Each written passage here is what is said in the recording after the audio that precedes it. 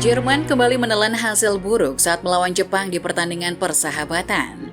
Pada laga yang berlangsung di Volkswagen Argentina ini, Der Panzer dibuat menyerah oleh Samurai Biru dengan skor telak 4-1. Jepang bisa unggul lebih dulu lewat gol dari Junya Ito di menit ke-11. Jerman sempat membalas lewat gol dari Sané di menit 19. Tapi setelah itu Jerman hancur berantakan. Ayase Ueda membuat Jepang unggul 2-1 di menit 22. Sebelum Takuma Asano dan Ao Tanaka mencetak gol penutup di akhir laga, menjadikan skor akhir 4-1. Ini kekalahan kedua berturut-turut Jerman atas Jepang, yang sebelumnya ada di Piala Dunia 2022. Atas hasil memalukan ini, Hansi Flick pun didepak dari kursi kepelatihan Jerman, menjadikannya sebagai pelatih pertama Jerman yang dipecat. Kekalahan Jerman atas Jepang ini tentu jadi kekalahan yang sangat memalukan. Mereka takluk 4-1 di kandang sendiri dengan diperkuat para pemain terbaik. Tak ayal, label kambing hitam langsung ditujukan pada Hansi Flick. Beberapa media Jerman menyebut kalau kekalahan ini adalah aib dari sepak bola Der Panzer. Suara kabar Bild bahkan melancarkan serangan ganas untuk Flick. Mereka menyebutnya sebagai pelatih tim nasional terburuk sepanjang masa. Media tersebut menyoroti kegagalan Flick sebagai pelatih. Bukan hanya dari hasil memalukan ini saja, tapi dari performa Jerman sepanjang kepemimpinannya. Dari situ bisa terlihat kalau Flick memang telah mengemas rentetan hasil buruk. Hanya 4 kemenangan dari 17 pertandingan terakhir dan tersingkir dari babak penyisihan grup yang memalukan di Qatar. Hansi Flick adalah pelatih tim nasional terburuk sepanjang masa. Itulah mengapa 9 bulan sebelum laga pembuka Euro tidak ada alternatif selain pemecatan. Tak lama setelah pertandingan lawan Jepang, Presiden Asosiasi Sepak Bola Jerman Bert Neuendorf mengeluarkan sebuah pernyataan berisi perihal pemecatan Flick sebagai pelatih. Neuendorf juga mengatakan kalau pemecatan Flick bukanlah hal yang mudah. Timnas senior putra memerlukan dorongan baru setelah hasil mengecewakan akhir-akhir ini. Bagi saya pribadi, ini adalah keputusan tersulit yang pernah saya buat. Saya menghargai Hansi Flick sebagai pakar dalam sepak bola, namun kesuksesan adalah prioritas utama DFB.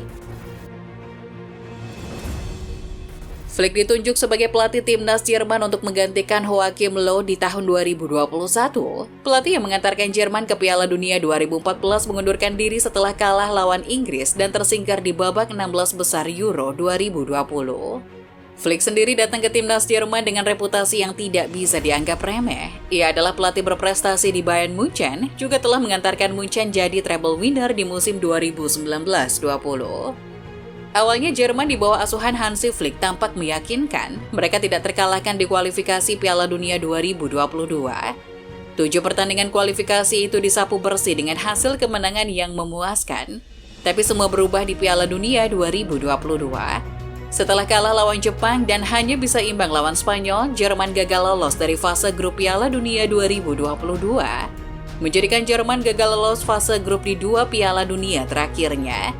Meskipun begitu, Federasi Sepak Bola Jerman masih memberikan kesempatan. Sayangnya, kesempatan tersebut tidak bisa dimaksimalkan oleh Flick. Ia hanya mampu meraih 1 kemenangan dari 6 pertandingan yang mereka jalani sejak Piala Dunia. Kekalahan lawan Jepang ini menjadikan kekalahan ketiga beruntun. Sebelumnya, mereka juga telah kalah 1-0 lawan Polandia, kemudian 2-0 lawan Kolombia. Kegagalan Jerman di Piala Dunia memang lebih terkesan seperti karma karena terlalu sibuk melakukan protes untuk hal-hal di luar lapangan. Dan itu adalah kesalahan tim, tapi Hansi Flick punya dosanya sendiri, yaitu membuat timnas Jerman kehilangan identitas bermainnya. Di Jerman, Hansi Flick tidak mampu mengadopsi identitas apapun untuk timnya. Hampir di setiap permainan, Flick selalu melakukan eksperimen yang berbeda. Sialnya semua eksperimen itu selalu saja gagal. Di pertandingan ini, ia mampu memainkan formasi 4-2-3-1 yang mirip saat ia melatih Bayern. Bedanya Kai Havertz bermain di depan sebagai false nine, menggantikan Füllkrug yang cedera. Tapi meski dengan formasi yang sama, Jerman bermain jauh lebih pasif daripada Bayern yang menjuarai Champions League di tahun 2020.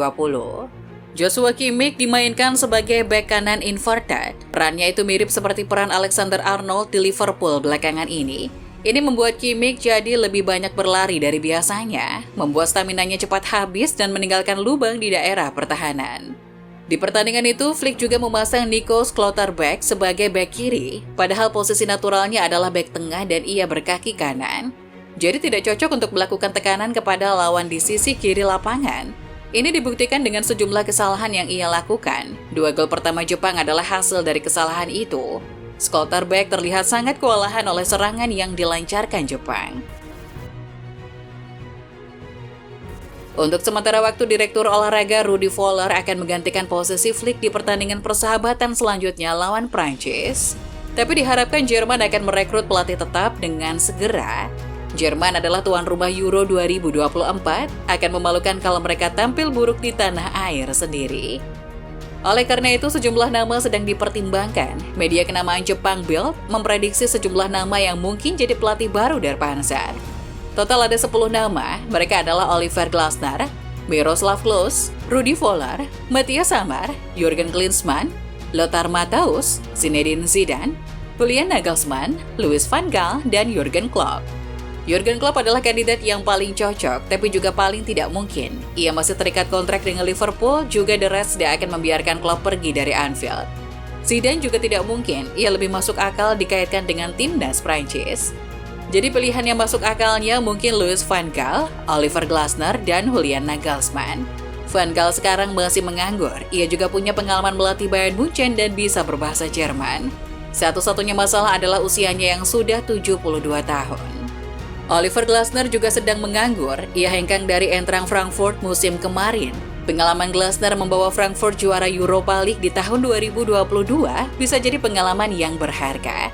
Tapi mungkin nama yang paling cocok dan masuk akal adalah Julian Nagelsmann. Ia juga menganggur setelah dipecat Bayern musim kemarin.